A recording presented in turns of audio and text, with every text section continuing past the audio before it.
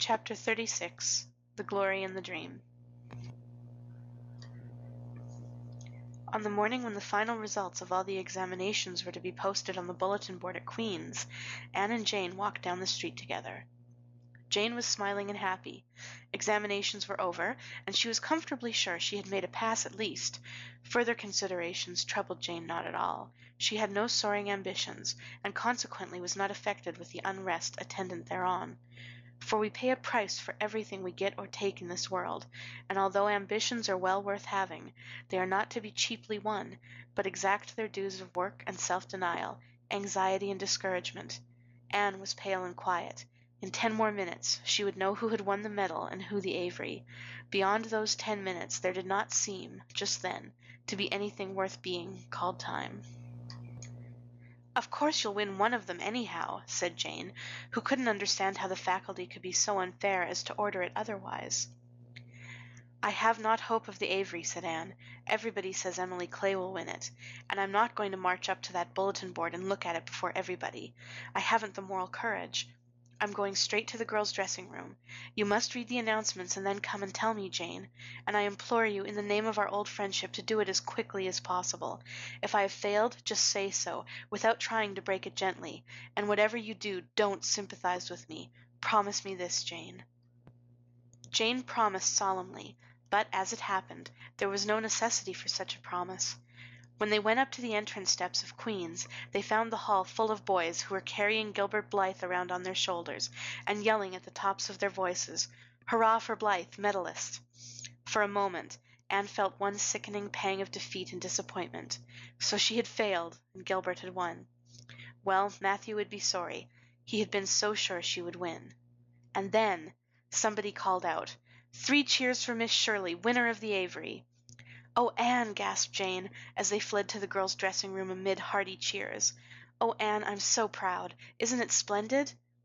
And then the girls were around them, and Anne was the center of a laughing, congratulating group. Her shoulders were thumped, and her hands were shaken vigorously.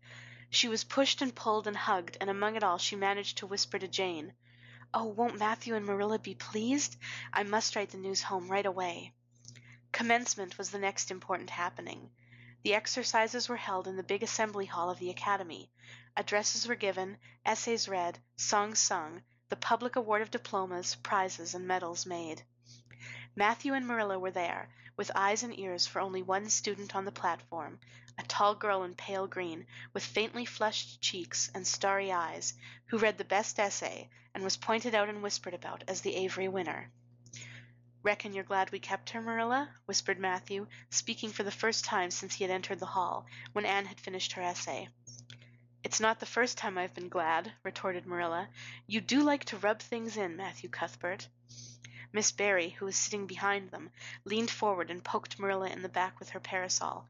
"Aren't you proud of that Anne girl? I am," she said. Anne went home to Avonlea with Matthew and Marilla that evening. She had not been home since April, and she felt that she could not wait another day. The apple blossoms were out, and the world was fresh and young. Diana was at Green Gables to meet her. In her own white room, where Marilla had set a flowering house rose on the window-sill, Anne looked about her and drew a long breath of happiness. "Oh, Diana, it's so good to be back again. It's so good to see those pointed firs coming out against the pink sky, and that white orchard and the old Snow Queen. Isn't the breath of the mint delicious? And that tea rose, why, it's a song and a hope and a prayer all in one. And it's good to see you again, Diana." "I thought you liked that Stella Maynard better than me," said Diana reproachfully. "Josie Pye told me you did. Josie Pye said you were infatuated with her." Anne laughed and pelted Diana with the faded June lilies of her bouquet. "Stella Maynard is the dearest girl in the world except one, and you are that one, Diana," she said. "I love you more than ever, and I've so many things to tell you, but just now I feel as if it were joy enough to sit here and look at you. I'm tired, I think, tired of being studious and ambitious. I mean to spend at least 2 hours tomorrow lying out in the orchard grass, thinking of absolutely nothing." "You've done splendidly, Anne. I suppose you won't be teaching now that you've won the Avery?" "No, I'm going to Redmond in September, Doesn't it seem wonderful? I'll have a brand new stock of ambition laid in by that time after 3 glorious golden months of vacation. Jane and Ruby are going to teach. Isn't it splendid to think we all got through, even to Moody Spurgeon and Josie Pye? The Newbridge trustees have offered Jane their school already, said Diana. Gilbert Blythe is going to teach, too. He has to. His father can't afford to send him to college next year after all, so he means to earn his own way through. I expect he'll get the school here if Miss Ames decides to leave. Anne felt a queer little sensation of dismayed surprise. She had not known this. She had expected that Gilbert would be going to Redmond also. What would she do without their inspiring rivalry? Would not work, even at a coeducational college with a real degree in prospect, be rather flat without her friend the enemy? The next morning at breakfast, it suddenly struck Anne that Matthew was not looking well. Surely he was much grayer than he had been a year before. Marilla, she said hesitatingly when he had gone out, is Matthew quite well? No, he isn't, said Marilla in a troubled tone. He's had some real bad spells with his heart this spring, and he won't spare himself a mite. I've been real worried about him, but he's some better this while back, and we've got a good hired man, so I'm hoping he'll kind of rest and pick up. Maybe he will now you're home. You always cheer him up. Anne leaned across the table and took Marilla's face in her hands. You are not looking as well yourself as I'd like to see you, Marilla. You look tired. I'm afraid you've been working too hard. You must take a rest now that I'm home. I'm just going to take this one day off to visit all the dear old spots and hunt up my old dreams, and then it will be your turn to be lazy while I do the work. Marilla smiled affectionately at her girl. It's not the work, it's my head. I've got a pain so often now, behind my eyes. Dr. Spencer's been fussing with glasses, but they don't do me any good. There is a distinguished oculist coming to the island the last of June, and the doctor says I must see him.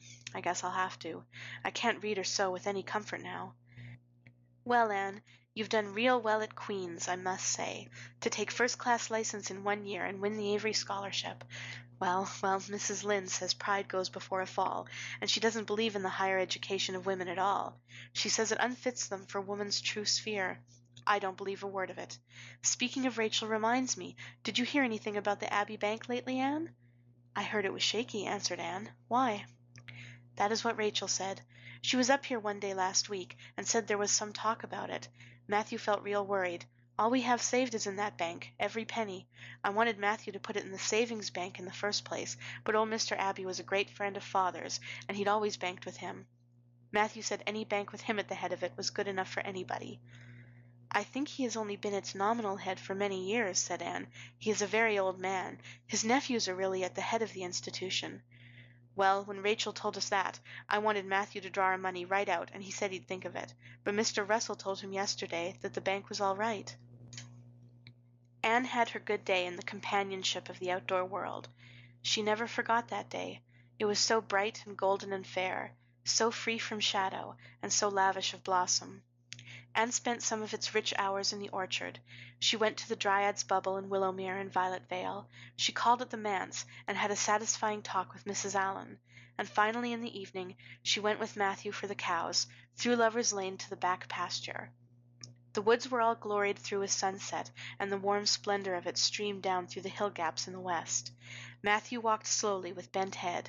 Anne, tall and erect, suited her springing step to his.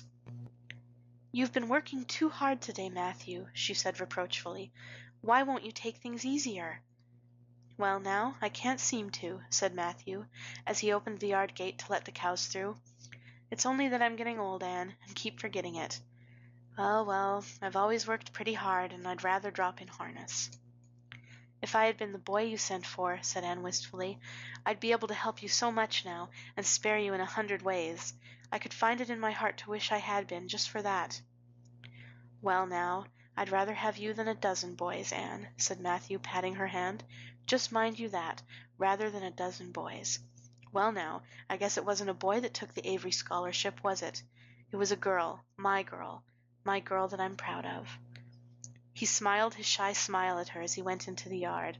Anne took the memory of it with her when she went to her room that night, and sat for a long while at her open window, thinking of the past and dreaming of the future. Outside, the Snow Queen was mistily white in the moonshine. The frogs were singing in the marsh beyond Orchard Slope. Anne always remembered the silvery, peaceful beauty and fragrant calm of that night. It was the last night before sorrow touched her life, and no life is ever quite the same again when once that cold, sanctifying touch has been laid upon it.